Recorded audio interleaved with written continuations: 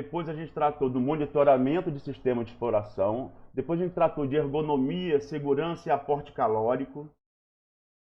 Depois a gente tratou... E agora a gente tem que trabalhar com transporte florestal, estradas e logística. Logística é bem curtinho, porque estrada, transporte e estrada que é logística, na verdade, né? Inclusive nas empresas chamam logística isso, né? Transporte e estrada. E aí a gente tem esses dois pontos. Isso aqui são meia dúzia de slides, né? Só para dizer teoricamente o que é logística mesmo. E aí e logística reversa, né? E aí o que a gente tem então de dois pontos, um que mata de uma tacada só e esse aqui que mata em duas tacadas, estrada, porque estrada é vasto e numa tacada só não dá para fazer de forma síncrona. De forma síncrona, aí dá, né? É só fazer tudo. Então, mas nós estamos bem no calendário, a gente está bem. Como a prova não é durante a aula síncrona, a prova eu dou e depois do prazo, eu queria até usar, caso a gente quisesse continuar aproveitando o pouco tempo que a gente tem junto, eu queria até usar até o último dia. A prova é depois mesmo, até o último dia, eu queria usar, até o último dia do calendário, eu queria usar para aula. Uma vez que não vou precisar gastar dia de calendário para prova, nem a nossa segunda prova, nem eventualmente uma prova optativa. Tá certo? E aí eu pergunto, tocamos a parte de transporte ou alguém tem alguma dúvida sobre alguma matéria que a gente tenha, algum assunto que a gente tenha tratado?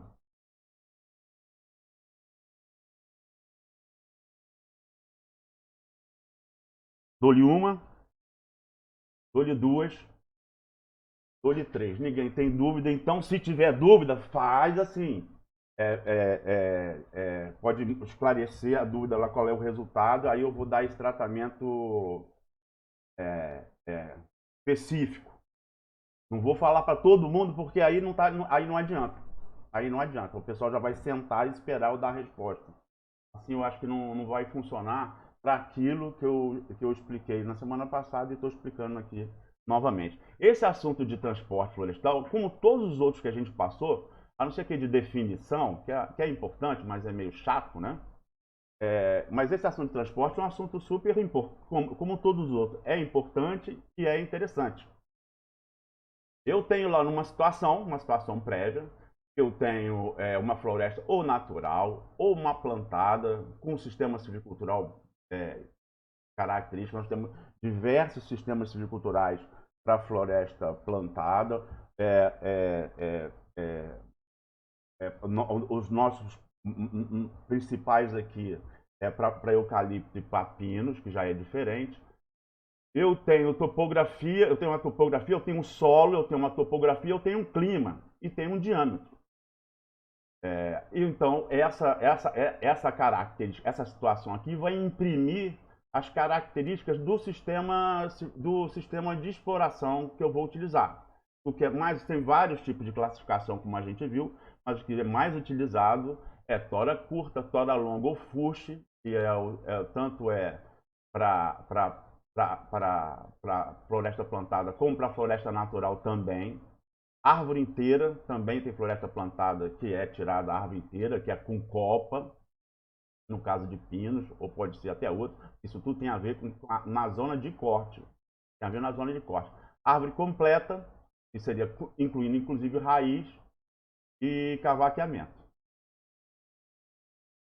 Para isso, então, eu tenho que ter meios de transporte de carga e vias de transporte de carga. Nós vamos tratar agora, nesse ponto agora, dos meios de transporte de carga.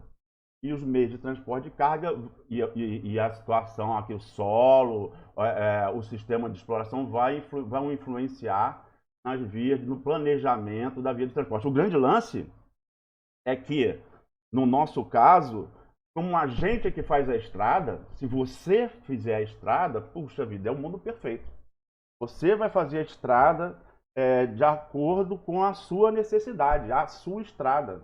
Né? Com o que você tiver de bala na agulha, né? De custo, né? Com o que você tiver de planejamento, de revisão, você vai fazer a sua estrada é também um assunto. Esses dois assuntos são assuntos super interessantes. Então, vamos dar uma geral rápida aqui, uma geral rápida, né, resumida no transporte, nos tipos de transporte. O transporte ferroviário, ele é um transporte de alto custo de implantação. Por quê? Porque trem não sobe ladeira muito grande, não. Então tem que fazer curva, tem que andar com um grande que carrega muita coisa, mesmo tendo uma, duas, três locomotivas, ele não sobe pirambeira. Então você tem que fazer corte, aterro, ponte, né, para implantar. A gente pensa que é barato só porque a gente está vendo cascalho aqui dormente, mas não é não. O transporte é de cara instalação. Mas, em compensação, ele tem baixo custo por unidade transportada. Que uma vez pronto, se a gente pensar que a implantação de uma rodovia, ela tende até a zero o custo da implantação por unidade transportada, que ela vai transportar infinitamente, então o custo de implantação tende a ser até ser zero. Mas o investimento inicial é alto. O custo da manutenção não. O custo da manutenção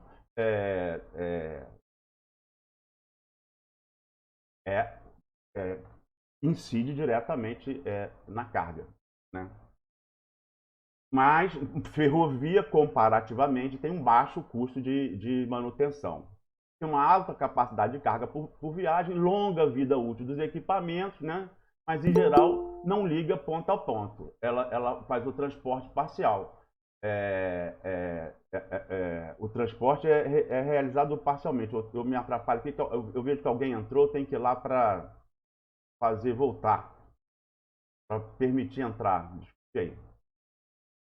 Então, é isso aí. No Brasil, atualmente, a gente tem 30 mil quilômetros, que é uma mixaria quando a gente for ver, se comparar com outros países grandes, não é?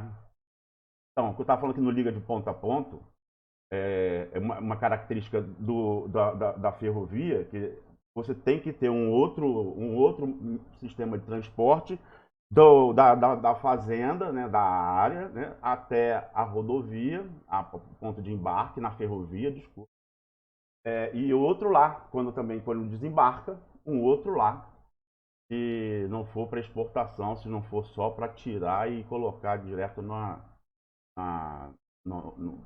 navio, embarcar. Aqui é a situação atual de projetos, né? Por unidade da federação, quantos empreendimentos a gente tem de projetos, e aqui a situação desses projetos, em estudo, em obras intermediárias e obra, né? E obra final, tem muito pouco ainda daquilo que a gente tem, que o Ministério da Infraestrutura está priorizando, foi abandonado, né? Foi abandonado durante décadas, né? E aí o Ministério da Infraestrutura está priorizando, e essa aí é a situação onde a gente está, ou seja, a gente ainda está engatinhando muito ainda. Aqui é uma ideia das nossas ferrovias, do planejamento, né, de tudo. Aqui são todas elas, né? Aqui são todas elas, coisa que está ainda em projeto ainda também. E pronto. Aí vamos lá para agora o transporte hidroviário. O transporte hidroviário, em geral, bom, ele tem um baixo custo de manutenção de via, mas ele tem um custo de manutenção de via. Ele é baixo custo de transporte, mas tem um custo de manutenção da via, por quê? Dependendo de onde você está, ele não liga, em geral também não liga ponto a ponto, mas dependendo de onde você está, liga ponto a ponto. No caso da exploração tradicional da várzea na Amazônia, ligava ponto a ponto, porque as empresas se instalavam justamente na beira do rio, não gastava nem área para estocar, porque as histórias ficavam todas dentro d'água mesmo. E ia saindo a exploração até 500 metros acima do limite máximo da cheia, ainda está valendo para exploração na várzea. Aí tem aquele custo ali de tirar a árvore que usa calambo, né, uma técnica que usa calango de rolete, traz a árvore até a beira da água e depois vai juntando. Aí é só madeira que boia, madeira para laminadura, e aí quando é alguma madeira que não boia, amarra em duas que boiam, para poder sair tudo boiando, só um reboquezinho pequeno, que já é rio descendo mesmo, né? Um cercado feito com tora e cabo de aço ligando tora. E aí um mar de perder de vista, eu não achei nenhuma foto, mas seria muito interessante. Mas é um mar de perder de vista de tora. E aí vai descendo, chega lá na indústria e entrega lá. Esse era um custo, ligava de ponto a ponto e também era custo baixo. Mas não quer dizer que não tenha custo de manutenção. Por quê? Duas coisas influenciam. Primeiro, isso aí não é só na várzea, lá na Amazônia, não.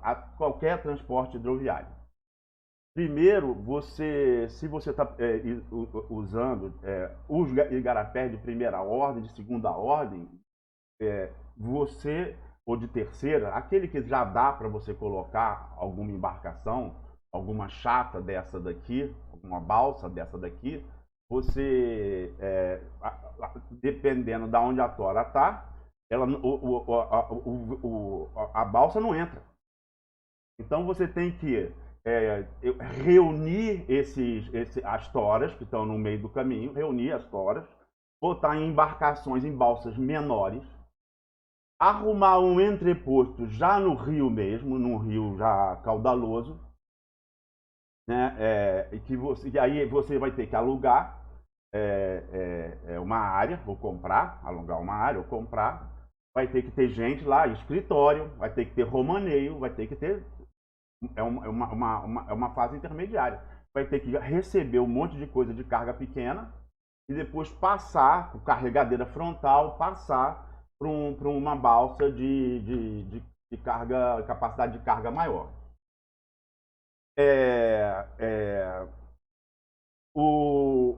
Outra coisa que eu quero falar, assim, é que manutenção de via tem. Se você pensar nesse rio aqui, não, aqui não tem custo de manutenção de via, é verdade. Mas quando ele é pequeno, nos igarapés de primeiras ordens, tem sim, porque a margem está sempre trabalhando, a água está trabalhando, a água está tirando terra de um canto e colocando no outro, não é? Então a árvore cai. Todo ano tem que limpar. Todo ano tem que limpar. E é custo. É custo, é trabalho e é custo. Aqui então, portos e aeroportos, né? Os portos, né? E as hidrovias, né? Do transporte hidroviário nosso. Aqui falando por região, né? Como é que a gente está, né? De hidrovia. A Amazônia é naturalmente bem servida, não é? Aí agora a gente tem um transporte aeroviário com um helicóptero de carga. Claro, ela é de baixo impacto, não tem que construir estrada, e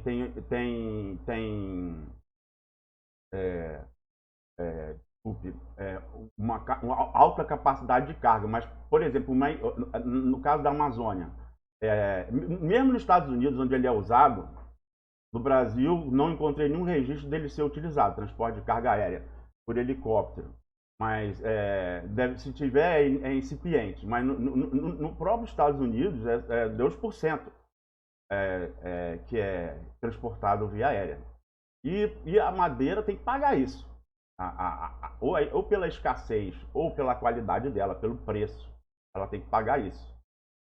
E essa 9 toneladas parece que é muita coisa para madeira que não vale nada. E aí que é o problema. Porque se você for pegar uma muiracatiara, a gente explora lá no caso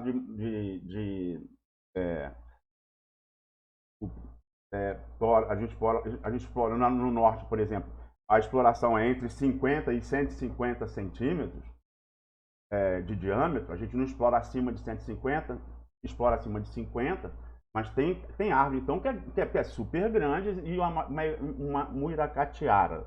está lá em torno de 1, densidade em torno de 1, com 1,5 m de diâmetro, é bem mais do que... Ela acaba pesando bem mais do que 9 toneladas. E aí, mesmo esses super helicópteros aqui não são para super árvores também.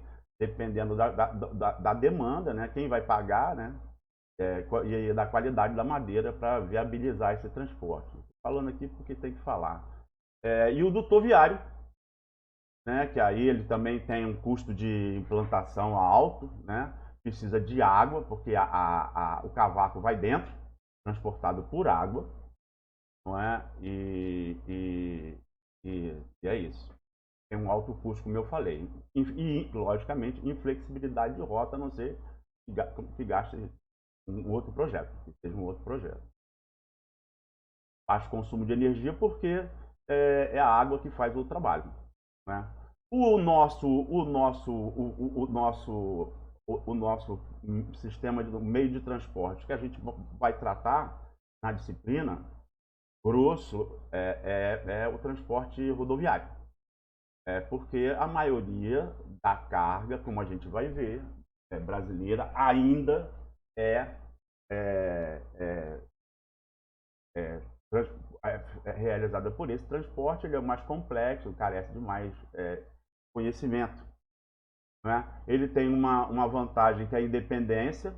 Isso aqui é que, atuando de ponta a ponta, alguém entrou, atuando de ponta a ponto,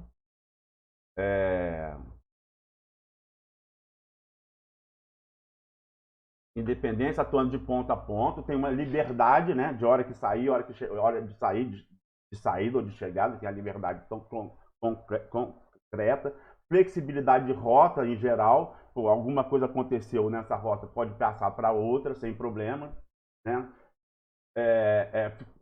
Serve para todo tipo de sistema de exploração, mas tem um alto custo de manutenção da via, pode até ser um baixo custo relativo de aquisição em relação ao ferroviário, mas alto custo de manutenção da via e um maior custo de transporte por unidade. Um metro cúbico transportado pelo rodoviário é maior. O Juscelino Kubitschek, naqueles 50 anos e 5, ele optou, o Brasil importava quase tudo, e ele optou pelo transporte rodoviário, né? Quando as grandes montadoras chegaram, né, no Brasil, não é? A Fábrica Nacional de Motores, inclusive, a FNM, né? Realmente teve essa opção, por causa do emprego, da indústria do emprego, teve essa opção. E depois a falta de investimento no ferroviário acabou fazendo cada vez mais as empresas se adaptarem ao transporte rodoviário. Essa realidade pode vir a mudar. A gente espera que mude, porque justamente para diminuir o custo de transporte por unidade de volume, certo? Além de ser mais poluente, né? Aqui então é a malha rodoviária. A gente então em relação à florestal, a hidroviária e a ferroviária é muito maior, embora isso tudo aqui seja rodovia.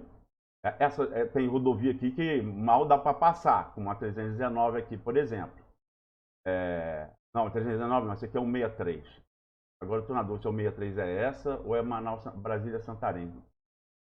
Brasília-Santarém, o 63. Bom, agora eu estou na dúvida qual que é o nome das duas. Mas essa daqui, que sai de Rondônia e chega até Manaus, ela de Manaus para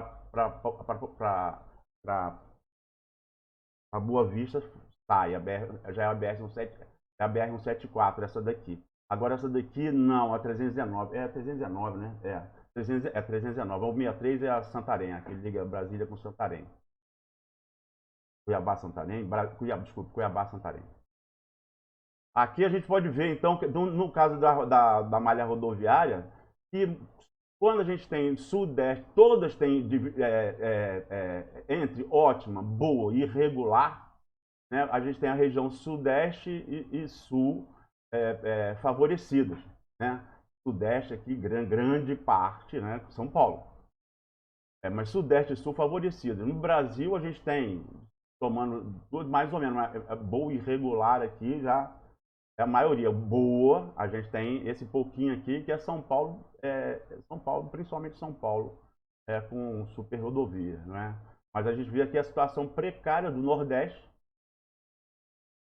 do Norte e do Centro-Oeste, as outras regiões. Então, mesmo no transporte rodoviário, a gente ainda tem que comer muito feijão. Aqui, então, já é um quadro ilustrativo dos diferentes sistemas de transporte, e essa é a questão.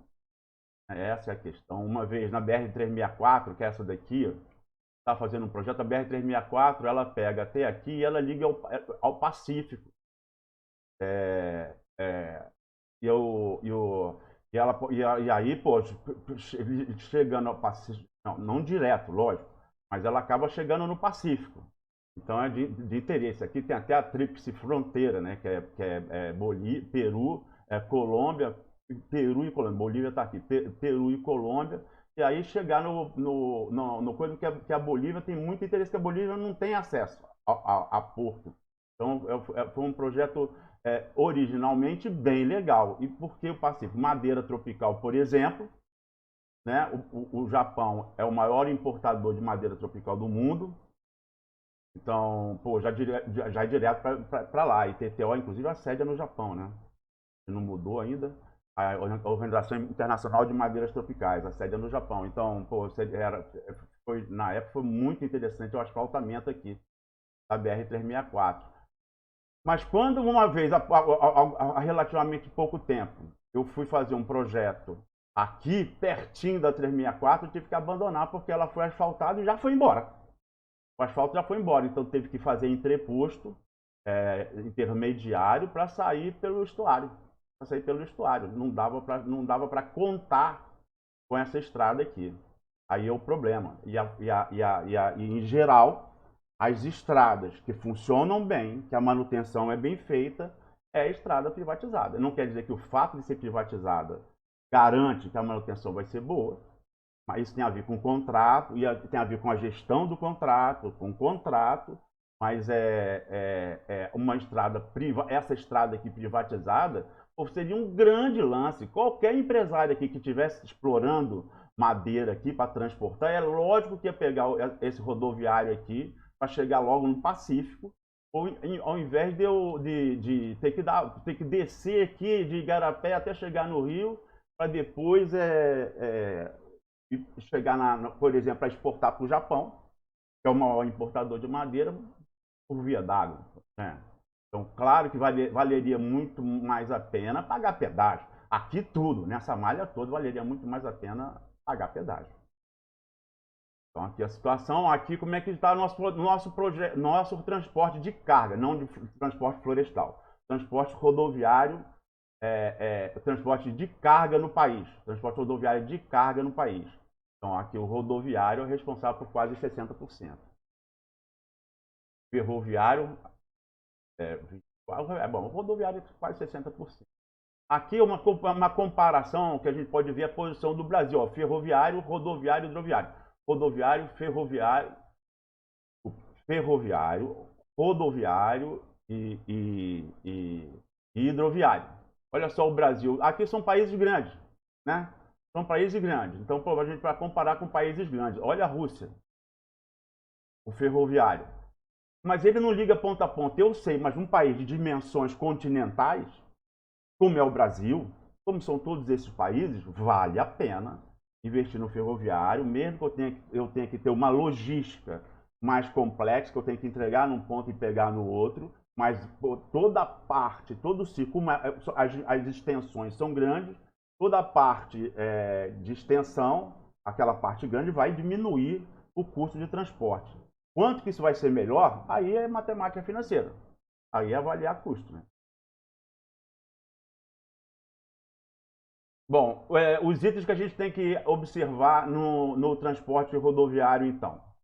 A carroceria, em função do sortimento, a minha carroceria, que a gente vai ver. Amarração, perpendicular à carga.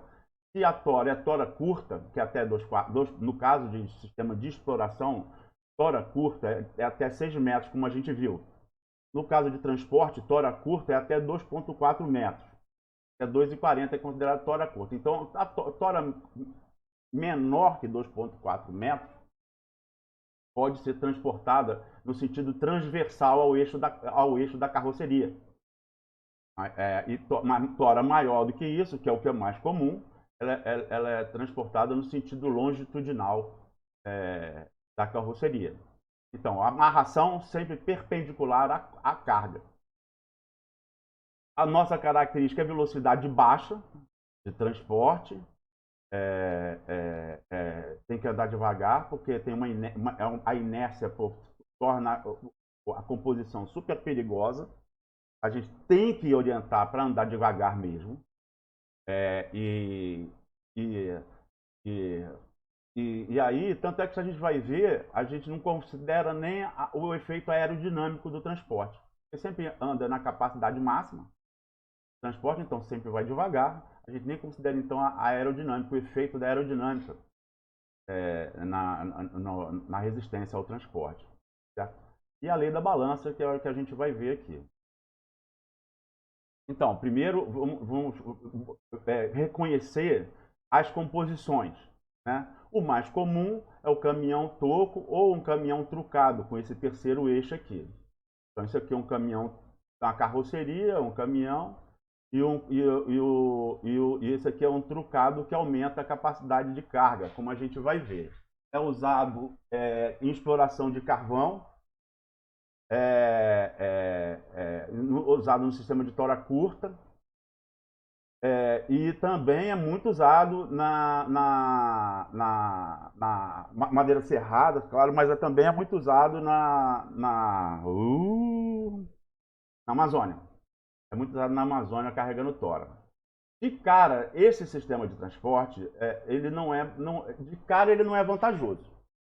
Por quê? Porque a gente viu, quando a gente estava trabalhando em monitoramento de sistemas, a gente viu aquilo que chamava eficiência. E o que é eficiência? É uma razão onde no numerador são colocados todos os tempos que agregam valor, todos os tempos na atividade da máquina ou do equipamento que agrega valor. Então, no caso aqui, o caminhão, ele é adquirido para quê? Qual é a função dele? Transportar. Então, se ele está transportando, ele está agregando valor. Se ele não está transportando, ele não está agregando valor. Lembra que eu falei que na teoria, que a maioria dos trabalhos que publicavam estudo de eficiência, né? Comparando máquinas de exploração, Harvester, Feller, né?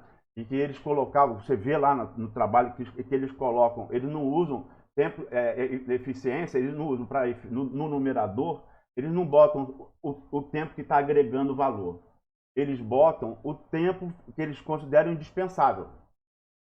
Tempo não tem para onde correr. Então, o tempo de volta é um tempo indispensável. Né? Então, eu falei, se um dos grandes revolucionários da indústria automobilística, o Ford, pensasse assim, ele não teria feito o que ele fez para fazer com que o funcionário não precisasse nem se mexer. A ferramenta vinha na mão dele, tinha essa discussão. Aqui, aquela discussão vale mais ainda. Por quê? Se eu estou com um caminhão toco, ou com um sistema desse, né, ou caminhão toco, ou caminhão trucado, esse aqui com o terceiro eixo, o caminhão fica, a boleia, né, a parte tratora, ela fica parada esperando a carga e a descarga. A gente vê que nas composições veiculares, a gente tem até pentatrem, então são 5, né, semi-reboques, né, um veículo trator. A carreta puxando 5 semi-reboques, imagina a eficiência do transporte quando você encosta lá, espera carregar 5 semi-reboques, transporta, aí com certeza você está agregando, chega lá, espera descarregar 5 semi-reboques. Olha a diferença disso É diferente de você chegar com tudo descarregado, com tudo vazio, chegar vazio, desengata o pentatrem, desengata a carreta, o cavalo mecânico do pentatrem, engata num outro pentatrem, já previamente carregado. É só desengatar num, engatar no outro e pronto. Olha a diferença de custo, a diferença da eficiência. Entretanto, às vezes você não tem para onde correr. Às vezes você não tem para onde correr. Pode ser uma empresa pequena, pode ser uma coisa. O que o cara tem é aquele caminhãozinho lá. A gente já aprendeu, quando a gente viu lá no custo operacional, no custo operacional, né, que vai influenciar no custo de produção, né, a gente aprendeu a fazer contas melhores para poder, de repente, fazer opção por modernizar, não é? Mas só que falta engenheiro florestal num monte de lugar. Falta engenheiro florestal num monte de lugar. E às vezes não tem o capital inicial para começar mesmo. Não tendo capital inicial para começar para investimento, não arruma um investimento subsidiado, um juro melhor, porque os juros do Brasil são o que a gente já sabe, né? Então pode ser que não tenha por onde correr. Então tem que usar isso mesmo e tem que ver qual é o custo. Aí fazer a conta. O sistema de monitoramento que a gente já viu lá, fazer a conta de quanto é que sai o uso do nosso caminhão topo. Só estou dizendo que na realidade eles ainda são muito usados, não só em floresta plantada, no centro-sul, como também floresta natural na Amazônia. Em floresta, na Caatinga é até burro, até transporte de carga por animal. Aqui então, se aqui eu tenho um caminhão, toco ou trucado, aqui eu tenho um bimião, que é um caminhão, aqui no caso é um caminhão trucado, arrastando um reboque. Eu falei, às vezes eu falo reboque, às vezes eu falo semi-reboque. Tem uma diferença. Esse caso aqui, esse veículo aqui, ele é engatado nesse daqui e ele tem material rodante na frente e atrás. Quando ele tem material rodante na frente e atrás, ele é um reboque. Quando ele não tem material rodante na frente, mesmo que aqui tenha um eixo, 2 eixos ou 3 eixos, mesmo que ele não tenha vários eixos aqui na parte de trás, se ele não tem, ele depende de engatar, de se apoiar no veículo da frente, é um semi-reboque. Então isso aqui, um caminhão arrastando um reboque, que aqui tem uma foto, não é?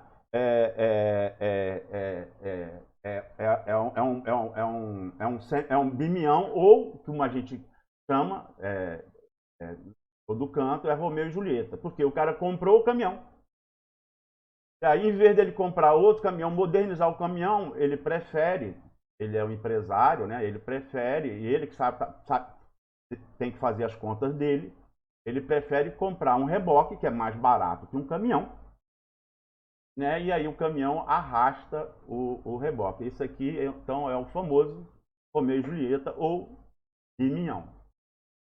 Aqui eu tenho um caminhão, outra Julieta.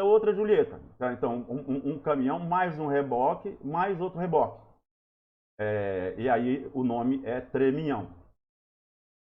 Aqui eu já venho, aqui eu já estou chegando, aí eu chego na família das carretas, que é justamente esse articulado. Eu tenho só um cavalo mecânico que engata, na qual eu engato um ou mais semi-reboques. Aqui eu chamo de carreta, né? Aqui que é só uma aqui, tá certo?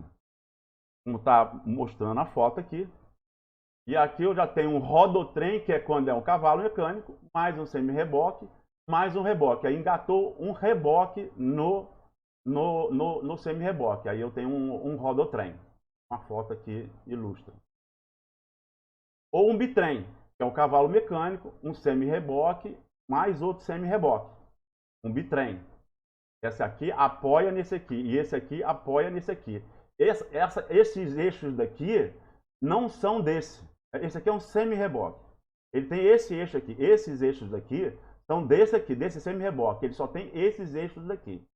Esse semi-reboque aqui. E aqui na frente, ele engata, então, nesses eixos aqui, nesse eixo duplo, que pertence ao cavalo mecânico. Então, cavalo mecânico, mais um semi-reboque, é um bitrem. E aqui nós temos um tritrem e temos até, aqui é um semi-reboque, né? Aqui é um semi-reboque, dá para ver, né? Mesmo que tem um eixo triplo aqui. Né?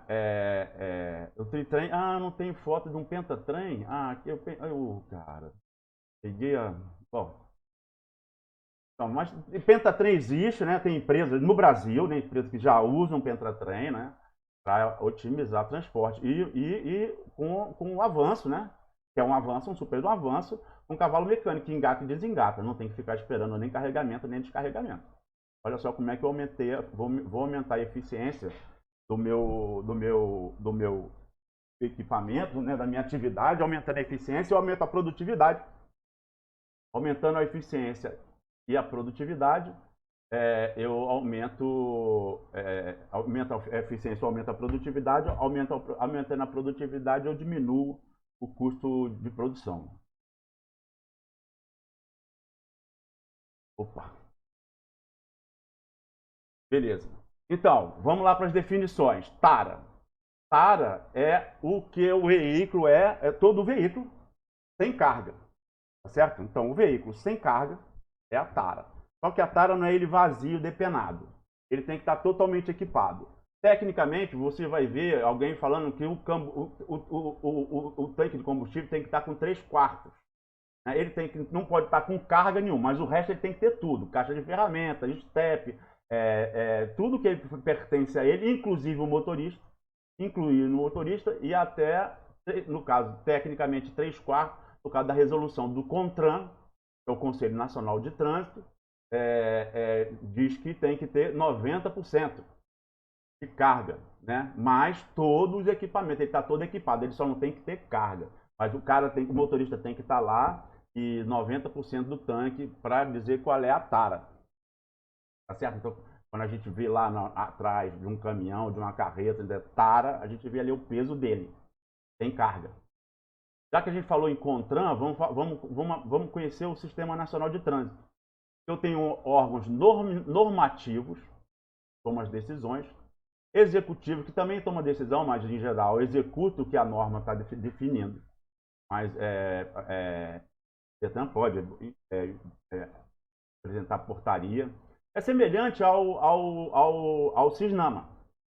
Então, tem o Conselho Nacional de Meio Ambiente, Conselho Estadual, o COEMA, né, Conselho Estadual, mas eu também tenho os órgãos executivos, federais, estaduais, que eventualmente publicam portaria. Mas os normativos são, no nível federal, estadual e municipal, também tem o normativo de trânsito, para ter, faz parte do sistema, embora pode ser que algum município não tenha.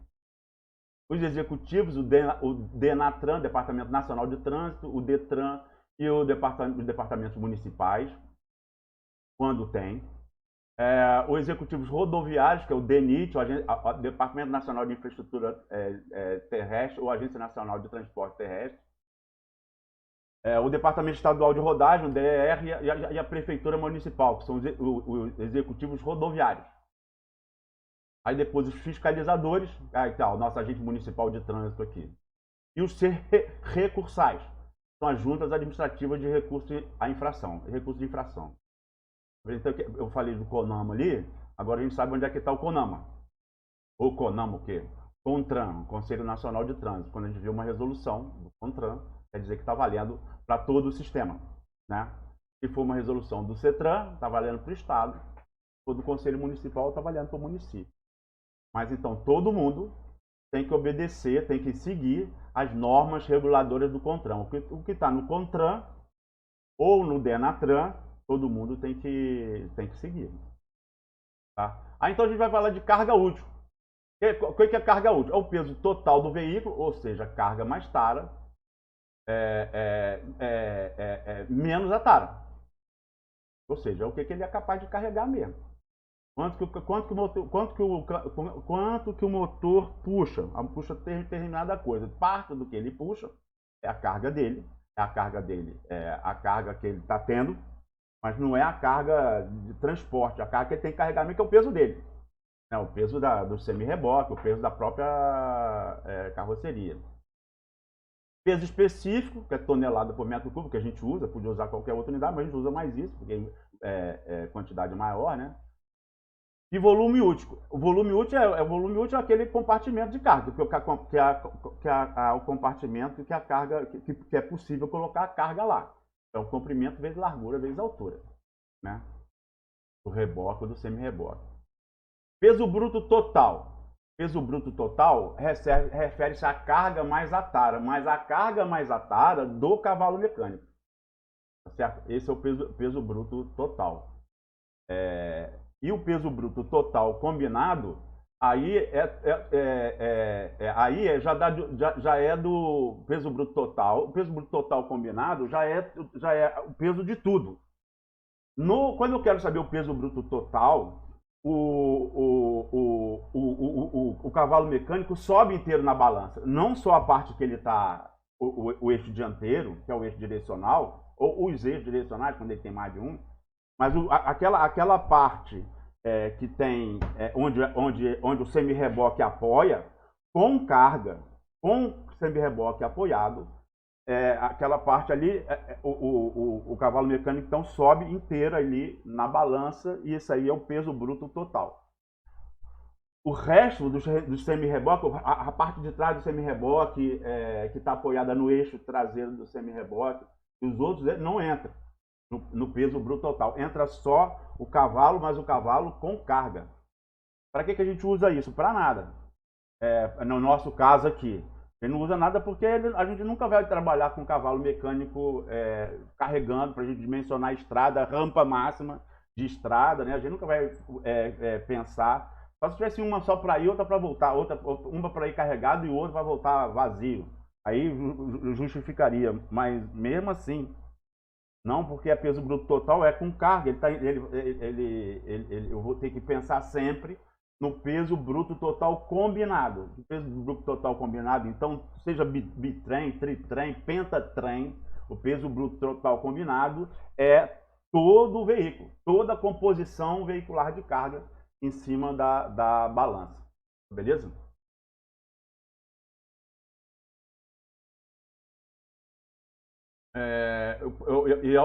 Claro,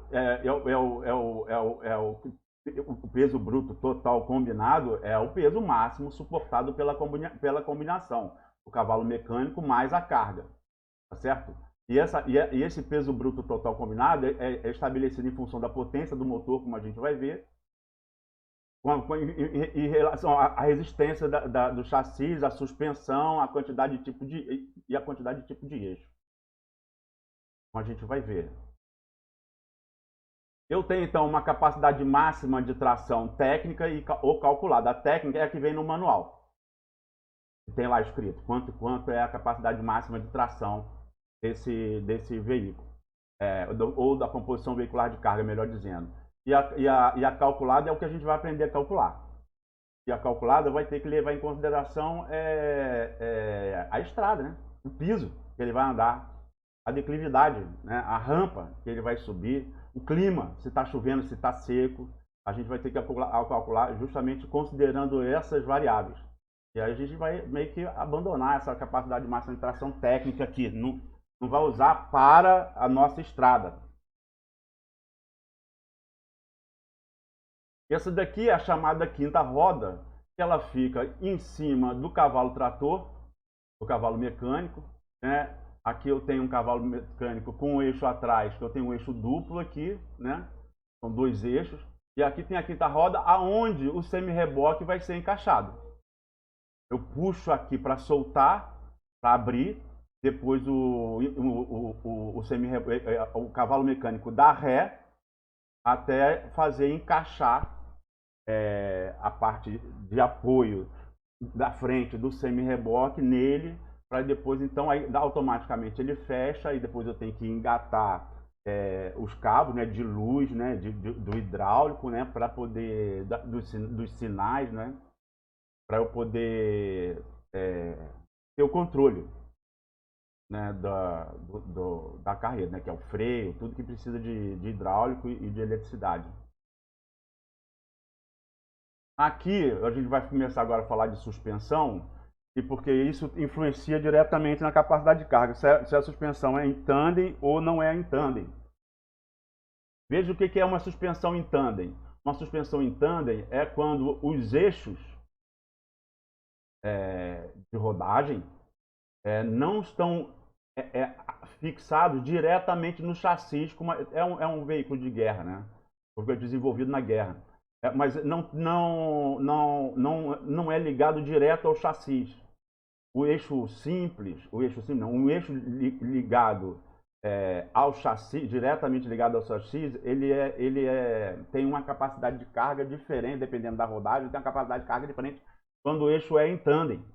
Aqui dá para ver muito bem. Se eu tivesse 3 eixos e todos os 3 eixos estivessem fixos diretamente no chassi, quando esse veículo aqui fosse passar por essa vala aqui, esse eixo aqui estaria em cima. Ou seja, toda a carga ia estar em cima, ia estar colocada só em cima desse eixo aqui em cima desse eixo aqui e desse eixo aqui. Esse eixo aqui ia estar suspenso porque ele não está encostando no chão. Quando eu tenho o eixo em tandem, aí não, ele se amolda, distribuindo melhor a carga, né, no solo, em função da irregularidade do solo. Se eu estiver trabalhando, a gente vai ver, vamos falar sobre isso mais tarde, daqui a pouquinho a gente fala. Então, esse aqui é o tradicionalzão, né, eixo em tandem tradicionalzão, mas já é uma modernidade. O que se usa hoje é pneumático, né, e ele é totalmente, inclusive, pneumático inteligente. Eu posso usar um pneumático, posso usar um pneumático inteligente que responde, aumentando a quantidade de ar, aumentando mais a pressão, justamente para fazer a acomodação dos eixos de rodagem mais perfeita, né? Considerando considerando a irregularidade do solo. Esse daqui já é a suspensão de mola helicoidal, que a gente vê em muito lugar ainda, né? Inclusive muito veículo, carro pequeno, vê a suspensão helicoidal. E aqui eu tenho uma suspensão, ó, em faca, né? Eu tenho aqui, ó, aqui tem o fecho de mola, que é fixado no eixo de rodagem. Aí eu tenho abraçadeiras aqui que fixam esse fecho de mola na carroceria. Ou seja, o eixo não é ligado, ligado à carroceria, claro, mas é ligado à carroceria através de um fecho de mola. E aí, quando ele entra num buraco, ele está ligado direto, ele não é em tandem, ele está ligado ele é ligado direto através do fecho de mola. Quando o veículo entra num buraco, a mola não deixa ele bater seco. Então, quanto mais força for, mais vai entrar todo o eixo, vai trabalhar mais. Quanto mais dobra, mais difícil de dobrar, tá certo? Só que ele armazenaria essa força e jogaria a carreta para cima de novo. Então, logo ela saísse do buraco, ia cair, ia afundar e depois ia pular, dar aquele altos pulos. Quem não deixa isso acontecer é o amortecedor. Se você pegar um amortecedor na mão e você esticar ele, puxando ele devagar, você consegue. Se você puxar ele com força, ele não vem. Ele só vem puxando devagar. E essa é a função dele. A mola querendo jogar a carreta para cima, não é impedida, querendo jogar a carreta para cima, é impedida de fazer isso rapidamente, né, que daria um salto, justamente por causa do amortecedor, que impede que isso aconteça.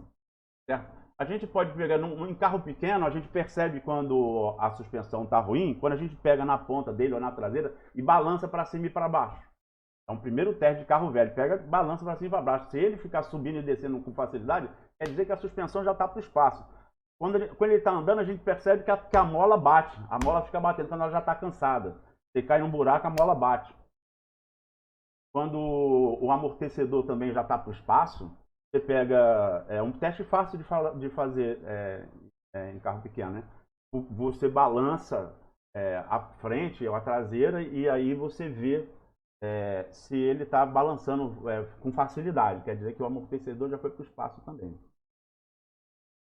Então, o eixo, quantas barras? A gente já viu ali nas figuras lá. Pode ser um eixo simples, como por exemplo do caminhão-toco, ou por exemplo com a roda direcional, né? O eixo dianteiro, né? Direcional. Né? Pode ser duplo, quando são dois eixos, um colado no outro. Que colado é esse? 2,40 m. Se for mais do que 2,40 m, aí eu tenho dois eixos simples. Se for menos que 2,40 m, eu tenho um eixo duplo. Esse eixo duplo pode ou não estar em tandem. E agora a gente já sabe o que é em tandem. Mas isso aqui é o eixo simples, duplo e triplo em tandem. Uma outra vantagem também do eixo em tandem é que se você não está carregando, naturalmente as rodas, já que não tem carga, naturalmente suspende. E aí você paga menos pedágio. Antigamente houve um recurso do Detran querendo cobrar, mas aí caiu, recentemente, caiu. Ainda bem, que era... não, tu tem 3 eixos. Ué, mas não está rodando. É um eixo só, não tem carga. Aí, agora não, agora paga por eixo rodando. E aí você tem duas vantagens. Uma, você não paga pedágio, nunca pensa só num, não. Pensa nas viagens que aquela composição vai fazer. Então, mesmo com o eixo triplo, fica com 2 suspensos. Com o eixo duplo fica um suspenso, quando é em tandem. E aí você paga menos pedágio, quando está sem carga, logicamente, e gasta menos manutenção também. Né? Menos pneu. A gente não viu lá a vida útil do pneu? E a rodagem, ela pode ser singela, quando é uma roda de cada lado, ou pode ser dupla, quando são 2 rodas. Então, o eixo é a barra. O eixo é a barra, aquela barra aqui. Então, eu tenho um eixo, é um eixo simples, com a rodagem singela, ou seja, simples também. Isso em composição veicular de carga, a gente só vê isso no eixo direcional, depois não vê mais. A não ser, depois não vê mais. Mesmo o caminhão-toco, ele tem rodagem dupla atrás. São 2 rodas de cada lado. Certo? Ainda tem a resolução do CONTRAN de 6298, que fala do pneu 385. Bom, aí está falando esses pneus aqui, ó, aqui a gente vai ver isso com detalhe, mas aqui é a largura do pneu. Esse pneu aqui é o pneu extra largo. Então, o pneu extra largo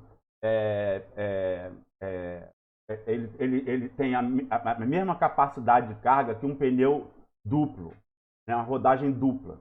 O pneu extra largo tem a mesma capacidade de carga que um pneu duplo, com eixo com rodagem dupla.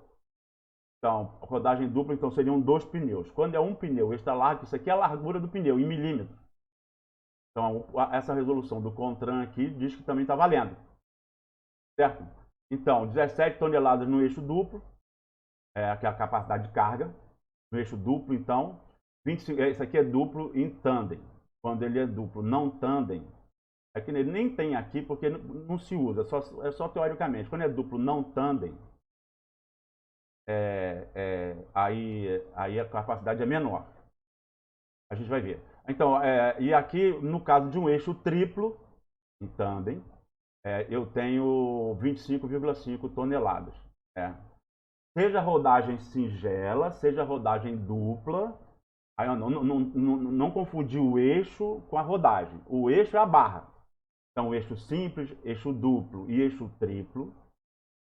Com rodagem dupla, essa aqui é a capacidade, mas se for rodagem singela, com pneu extra largo, aí também tem essa mesma capacidade. Daí, eu posso calcular a capacidade, o peso bruto total combinado de uma composição veicular de carga só olhando ela de lado, como a gente vai ver. Tá certo? Aí aqui a legislação que a gente está se baseando, né? as deliberações do CONTRAN, as resoluções. É uma resolução quando é até impositivo e a deliberação quando é negociado, né? É negociado, como é no caso das resoluções das resoluções, não, das deliberações do CISNAMA. O CONAMA usa muito resolução, né? E o CONTRAN também. Mas quando é impositivo, é resolução. Quando é deliberativo, aí é oriundo de negociação. E a lei aqui, que é o Código Nacional. Olha aqui, ó. Aqui está a limitação do comprimento dos veículos. Por que é que eu tenho que ter uma lei para limitar o comprimento do veículo? Eu tenho que ter uma lei porque esse veículo vai ter que fazer curva. E a gente vai ver que a gente vai aprender a fazer carga máxima. A gente vai fazer raio mínimo de curva. Não sou eu que vou fazer a minha estrada, então eu tenho que calcular qual é o raio mínimo de curva. Beleza? Então na minha estrada o raio vai depender do raio mínimo da curva para eu poder, na verdade, eu vou alterar o raio mínimo para se adequar ao meu veículo de transporte. Mas não tem nenhuma regra dentro da minha propriedade, eu faço o que eu quiser. As estradas, elas são feitas no edital lá de licitação de construção da estrada, ela é feita para um determinado projeto. Então, se eu vou utilizar uma estrada dessa, a não ser que eu peça, e a gente vai ver lá no final, a autorização especial de transporte, quando eu uso um veículo que foge aos padrões previstos nas resoluções, né, e nas deliberações, não é?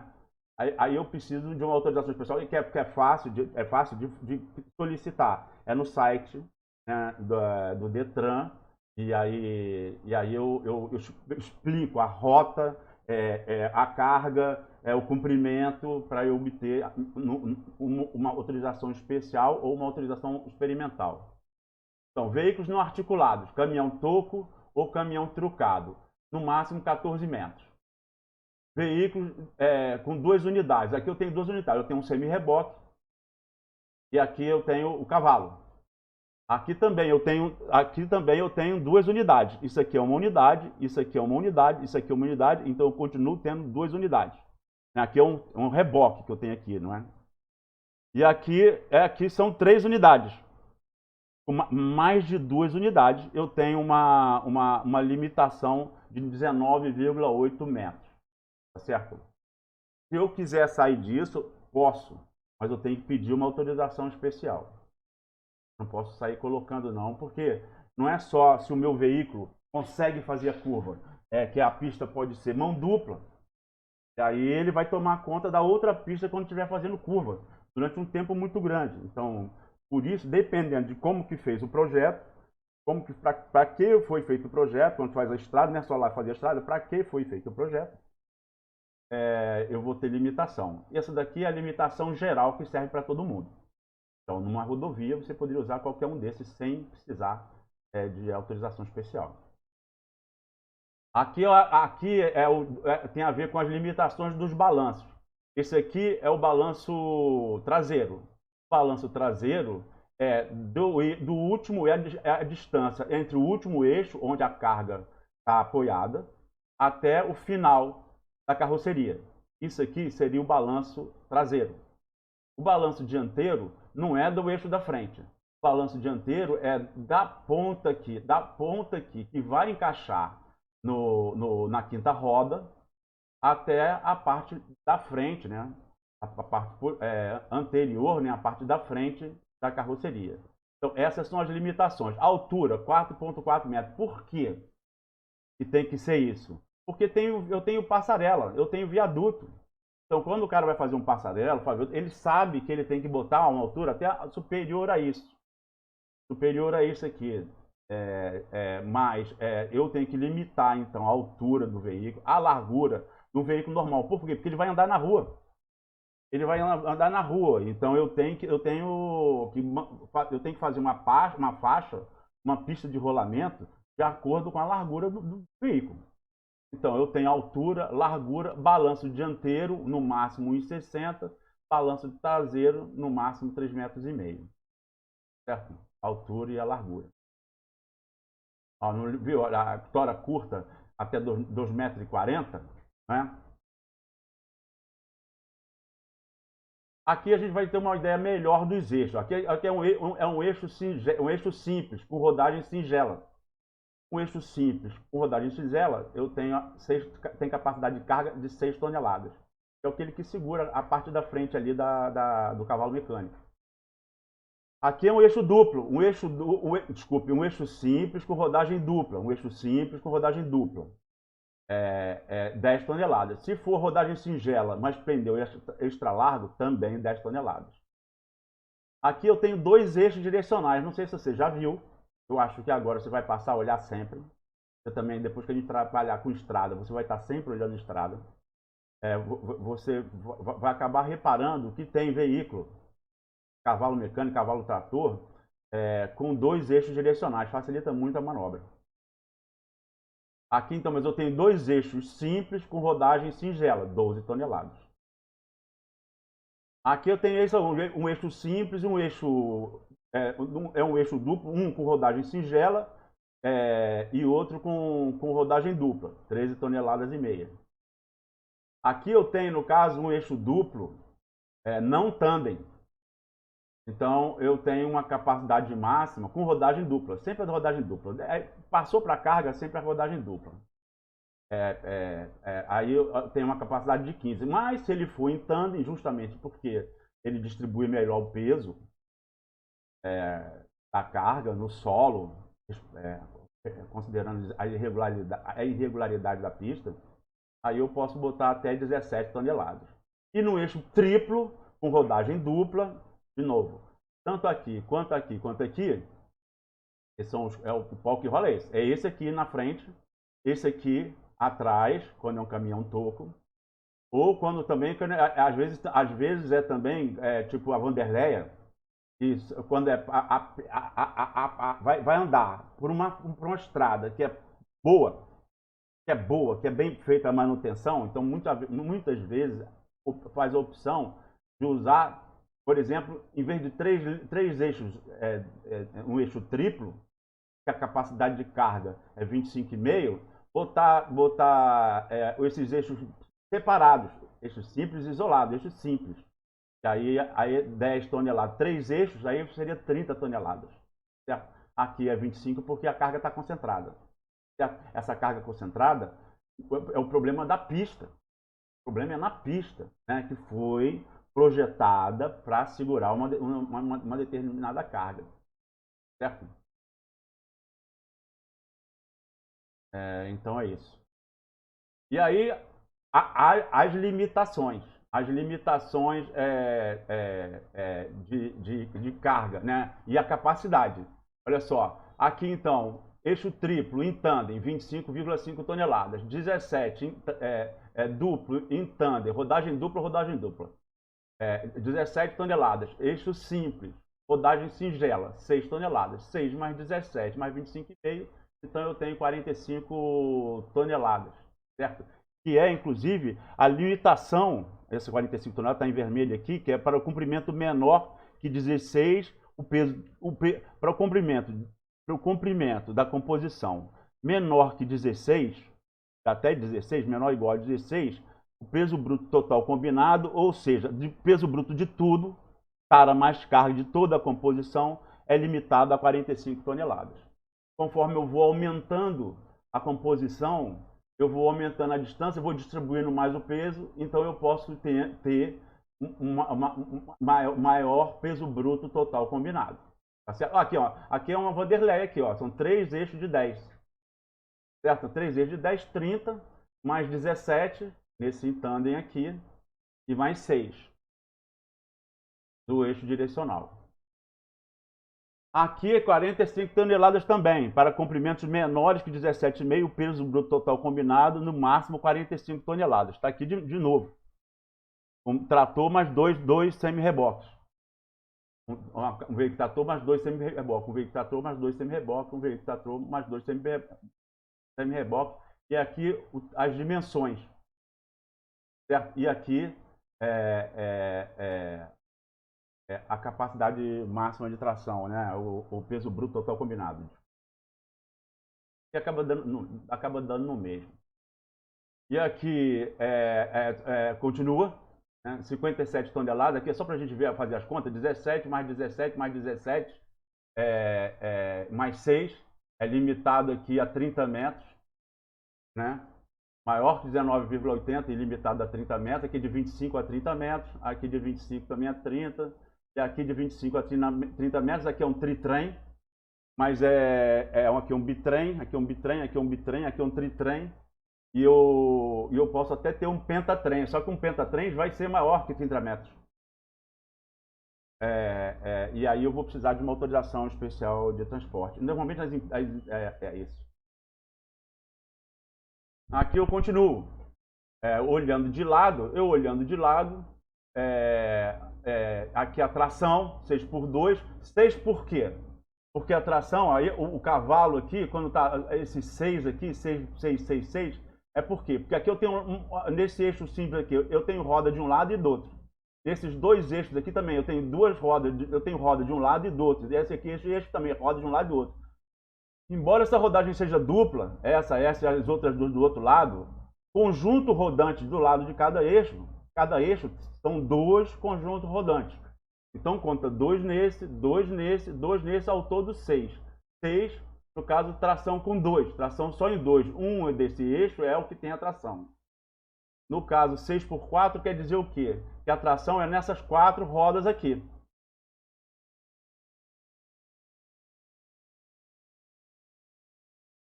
Então, são 6 rodantes com 4 rodas. Ó, aqui, ó, 6 por 2, a tração está aqui. A partir de 2011, é obrigatório ter tração nas 4 rodas aqui. Então, aqui é 6 por 4. Esse aqui é 6 por 2. Esse aqui é 6 por 4. Tá certo? Nesse cavalo aqui. A partir de 2011, ou reformado, a partir de 2011, é obrigado a ter... a tração tem que ser 6 por 4. Aqui, então, eu vou vendo... é uma tabela. Aqui é só para... A gente já viu isso aqui. Aqui é um desenho menor, mas mais completo. Aqui é ver se você está entendendo tudo. Você está entendendo tudo. Então, aqui, aí 6 mais 10, 16 toneladas. Só um detalhe aqui. Tem uma tolerância na balança de 5%. Então, aqui é a soma da capacidade. Então, aqui você já tem que ver que é 17 toneladas. Aqui é 10. Aqui é 17. Aqui é 10. Né? Aqui, não sei se é 10 mais 10. Quando está separadinho assim no desenho, quer dizer que é eixo...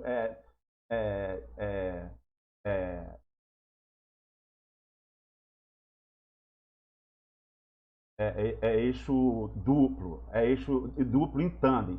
Para você separar, quando você está querendo dizer que não que é eixo independente, aí você bota separado, mas aí a capacidade de carga é outra. Esse desenho está mal feito aqui. Pode ver que está 17 aqui, ó, 17. Esse aqui está isolado, aqui é 10, aqui é 17, volta a ser 17. Então seria 6, 17, 10, 17. Esse desenho poderia significar aquele eixo isolado, né? Mas não significa. É só uma imperfeição do desenho mesmo. Como esse daqui, está um pouquinho separado. Mas o que vai definir se o eixo é duplo ou se é isolado ou é simples é a distância entre o eixo. E essa distância é 2,40 m. Maior que 2,40 m, os eixos são isolados, são simples. E aí eu tenho aqui, então, a capacidade, o peso bruto total combinado, não é? Aqui eu tenho mais, se eu pesar ele todo, eu tenho mais essa tolerância de 5. Opa, a tolerância está aqui. Aqui está o peso bruto total combinado, desculpe. Aqui a tolerância. Então, aqui é o total. Peso bruto, que é a soma dos eixos, da capacidade dos eixos, mais os 5% de tolerância. Aqui é o total que imprime a capacidade máxima de tração. Então, a capacidade máxima de tração do veículo, do cavalo mecânico, tem que ser, no mínimo, igual ao que está aqui, que é o peso bruto total combinado, mais os 5% de tolerância. E esse 5% é o de tolerância na balança também, né? Agora você está vendo a importância da balança, a importância do pedágio e a importância da balança. O pedágio para manutenção e a importância da balança. Tudo tem a ver com o contrato. Quem faz o contrato, quem administra o contrato, a lisura de quem faz, de quem cobra, de quem administra, não é? Há pouco tempo teve uma modificação de entendimento, que aí estava sob júdice, não sei como é que agora ficou na dúvida, que as indústrias, as empresas que conseguiram contrato tinham uma brecha no contrato de usar o dinheiro no contrato para botar mais pardal, não para consertar a pista. Para melhorar, consertando pista, eu ando melhor, eu gasto menos suspensão, gasto menos na manutenção do veículo, gasto menos pneu, tudo é melhor. Para isso é que é o pedágio. Agora, se a empresa, a administradora do pedágio, arruma uma brecha contratual porque está lá na manutenção, é manutenção de pardal e instalação de novos pardais também. Manutenção da fiscalização, né, da via. E aí só para velocidade, não é que seria super importante, a balança. A balança se você está acostumado a andar de carro, de ônibus, de carro, seja lá do que for, você vai ver que é muito comum você passar e a balança está desligada, está parada, não está pesando. É muito comum. Outra coisa que às vezes quando ela está funcionando, não está funcionando direito, ou se ela não tem capacidade, aí acumula um monte de veículo na pista, na fila. Aqui continua também aquela mesma,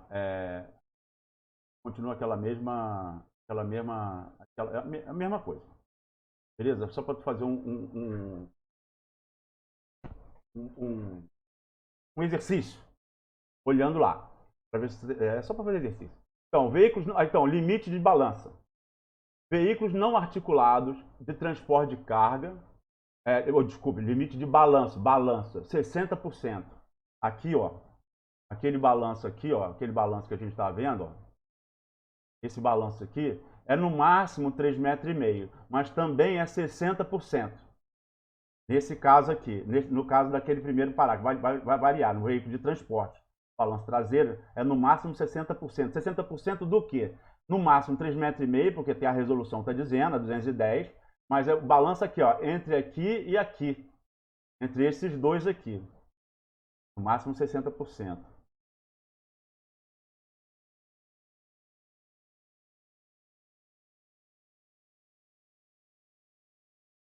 Então, no veículo não articulado, né, com transporte de carga, ou seja, não é carreta, 60% da distância entre os dois eixos, não podendo exceder a 3,5 metros. Veículo não articulado de transporte de passageiro, aí seria ônibus, né? Veículo não articulado de transporte de passageiro. Se o motor é traseiro, 62%. Se o motor é central, 66%. Se o motor é dianteiro, 71%. A distância será medida de centro a centro das rodas dos eixos dos extremos do veículo, certo? Aquilo que eu mostrei lá.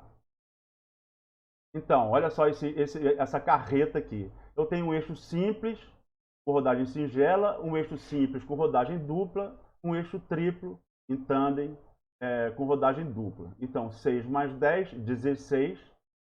16 seria o peso bruto total, seria 16. E o peso bruto total combinado, 41,5 toneladas para essa carreta de exemplo aqui. Tá certo? Aí já falando só para o acondicionamento de carga. Tem duas coisas aqui, ó. As toras de madeira poderão estar tanto no sentido longitudinal quanto no sentido transversal à carroceria. Claro que para ser no sentido transversal, ela tem que estar limitada a 2,20 metros, né? 2,40 metros. 2,40 metros. Está limitada a 2,40 metros de largura aqui. Então, a tora curta para transporte não é a tora curta para exploração. A tora curta para exploração é 6 metros. No caso, uma tora de 6 metros não pode ser, logicamente, transportada no sentido transversal ao eixo da carroceria. Tem que ser no sentido vertical, no sentido vertical, ou no sentido do eixo da carroceria. Eu tenho que ter, se a madeira está colocada no sentido transversal, eu tenho que ter painel de proteção lateral e no final, nesse caso aqui, e também usar cabo de aço ou fita de poliéster, ou tanto o cabo quanto a fita tem que ter no mínimo 3 toneladas de capacidade de carga. A altura da carga tem que ser menor ou igual aos painéis, fueiros e guardas. Aqui eu tenho fueiro, tá certo? Aqui eu tenho um painel e aqui eu tenho uma guarda, mas eu também tenho essa guarda aqui de baixo aqui que passou a ser obrigatória para já prevenir carro pequeno, acidente com carro pequeno e com moto, não deixar cair não deixar entrar para baixo, né? Passar por baixo. Então, o painel tem que ser, a altura da carga tem que ser menor ou igual à altura do fueiro, isso aqui é fueiro, tá? E guarda lateral. No caso, se eu tiver com carga no sentido longitudinal, né, eu vou ter que ter o painel dianteiro e traseiro, com as exceções que a gente vai ver aqui. Mas e esses fueiros, tanto os fueiros quanto os cabos de aço ou fita de poliéster, tem que ser um par de fueiro e um par de cabo para cada pacote de tora, certo? Aqui está falando daquela proteção lateral aqui, ó, dessa proteção lateral aqui, ó.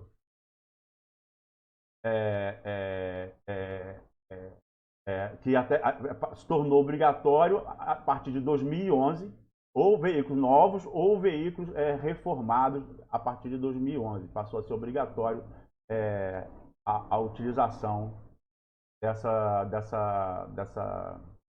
proteção lateral. Então, tora no sentido longitudinal, a gente falou sobre isso. Painéis dianteiro e traseiro na carroceria. Né? Usar escoras laterais metálicas, perpendiculares ao plano do assoalho da carroceria. Escora metálica lateral. Perpendicular ao sentido da tora. Né? As escoras metais, elas podem ser fixas, podem ser dobráveis, né? Para facilitar. E tem o nome de fueiro. No mínimo 2 fueiros para cada pacote de tora, e o cabo de aço também, com 2 cabos, com 3, no mínimo 3.000 quilos, né? 3.000 kg de força por cabo. Esse cabo ou cinta, tracionado por catraca ou sistema catraca manual, ou para tensionar, ou autoajustável, né, eletricamente. No caso aqui, tora no sentido, no caso de tora no sentido transversal, aí então ela tem que ser pequena, usar guardas laterais fechadas, então a guarda agora é lateral, a ponta da tora tá para um lado e para o outro, né, da carroceria, né? Usar guardas ou fueiros dianteiro e traseiro, cabo ou cinta também, com capacidade de 3.000 quilos, tá? E a resolução do CONTRAN limita, de 2006, limita o peso bruto total. Total não poderá ser superior a 74 toneladas, como a gente já viu lá no slide anterior. Não poderá ser 30 metros, não poderá ter mais do que 30 metros. Qualquer coisa que foge disso e daquelas outras limitações que a gente viu, eu preciso de uma autorização especial de transporte. Pedindo no site lá, pode ser experimental, depois é especial. Então, tipo de madeira transportada, tora curta, então até 2,40 m, pode ser transportada no sentido longitudinal ou transversal. Em bloco, né, de 2,40 m a 6 metros, aí sempre no sentido longitudinal. Geralmente, porque se ela tiver 2,40 m, então ela pode ser no sentido transversal. Aí tora longa e fuste, ao máximo que o veículo permitir. Né? No caso de 6 metros aqui, é a nossa tora curta de exploração, né? É por isso normalmente que é o grande volume transportado, né? O eucalipto, né? Tora curta, sistema de tora curta para celulose e o veículo. Árvore inteira, com galhada e folha, que a gente já viu as desvantagens disso. Né? Árvore completa, fragmento de madeira, cavaco, serragem, árvore picada, serrada, para madeira serrada ou carvão vegetal. Aqui, deixa eu ver aqui, ó. Então, desculpe, fixa essa resolução, fixa essa, ratificada por essa, fixa o requisito técnico de segurança para o transporte de tora de madeira bruta de comprimento superior a 2,5 metros, mesmo que descascadas por veículo rodoviário de carga. Devem ser transportados no sentido longitudinal do veículo. O tamanho está sendo meio redundante, mas é porque eu queria mostrar aqui, ó, essa tora mesmo descascada, ela tem que ser transportada no tora redonda, ela tem que ser transportada grande,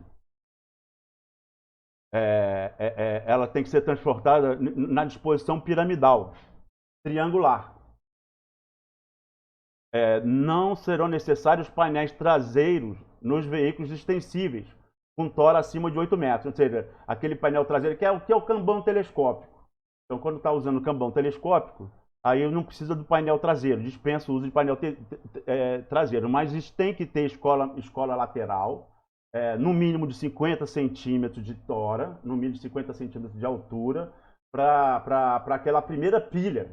A pirâmide tem que ser simétrica, a primeira pilha tem que ter escora de 50 centímetros de altura, não é? E tem que usar cabo de aço. Tem que usar o painel dianteiro, mas o painel traseiro não é dispensável para aqueles veículos extensíveis. Que usa tora comprida e ela lá na frente, lá ela sempre tem um diâmetro menor, não é? Aí, aqui está trabalhando o transporte longitudinal de tora nativa. Fueiro lateral, altura mínima de 50 centímetros, forma piramidal de novo, acho que eu estou me repetindo aqui. É isso aí. Me repetindo. São as mesmas duas aqui.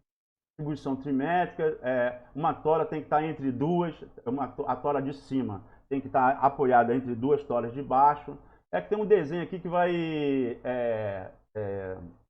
ilustrar bem isso, mas já dá para imaginar, já deve ter visto isso. Né? No caso da composição veicular de carro, a colocação dos painéis é obrigatória somente na extremidade dianteira, unidade ligada ao caminhão trator, e traseira da última unidade. Isso é importante. Quando tem ela tem várias unidades. Então, se for um tritrem, o semi-reboque do meio não precisa de ter essas guardas laterais. A gente já viu também que no veículo extensível, que é aquele com cambão telescópico,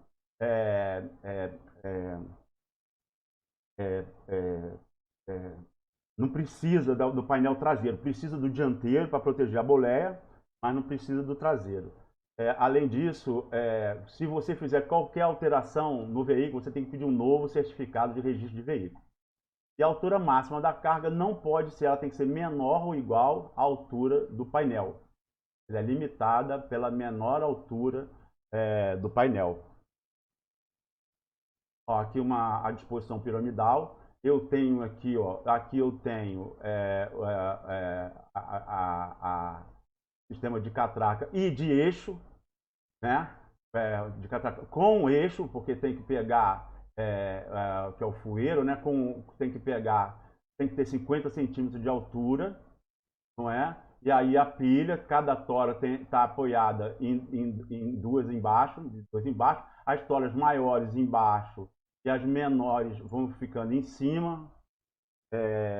E mesmo com fueiro, mesmo ela estando apoiada embaixo, cada tora está apoiando em duas, eu ainda tenho que usar um par de fueiro por cada pacote de tora e um par de fita, ou cabo de aço ou fita poliéster, para tensionar, para aumentar a segurança. Inclusive, Por qual problema? Por irregularidade da própria tora, ou irregularidade, ou acidente, né? Para a tora não sair rolando e matando todo mundo pelo caminho. Aqui também eu estou vendo aqui, né? Fueiro lateral, aqui eu estou vendo, aqui estão as catracas aqui, o fueiro é comprido, a catraca está aqui, aqui eu estou vendo de costas, não é? Painel, né? O painel dianteiro aqui, o painel traseiro, e aqui os fueiros. Aqui eu estou vendo aqui também painéis laterais. Aqui estou vendo painel dianteiro, painéis laterais e os fueiros traseiros para carga transportada no sentido, carga até 2,40 m, né? Transportada no sentido transversal ao eixo, não é? Aqui é o sistema aqui a guarda lateral, né? Que aqui a guarda lateral não é aquela proteção aqui embaixo, não. Aqui é a guarda lateral. Mas aqui é para a carga, que além da guarda lateral, eu tenho que ter esse sistema de amarração de tela metálica e duralumínio, né, de ferro, de armação, duralumínio e tela, para poder deixar seguro quando é madeira serrada. Ok? Pronto, agora a gente vai partir para o torque. Deixa eu ver que horas são. Ih, rapaz. Eu vou deixar a hora que vai começar a ficar divertido, dar um tempo. Nós vamos dar 10 minutos de intervalo para você criar a cabeça e a gente falar rapidamente do que a gente vai ver. O que a gente vai ver aqui, eu vou apresentar em 10 minutos corrido, mas depois eu vou gravar e você vai olhar já com calma. Tá? Eu só vou dar uma navegada rápida aqui. Essa parte é a parte bem divertida. Vai gostar. Vou dar então 10 minutos de intervalo, a gente volta daqui a 10 minutos.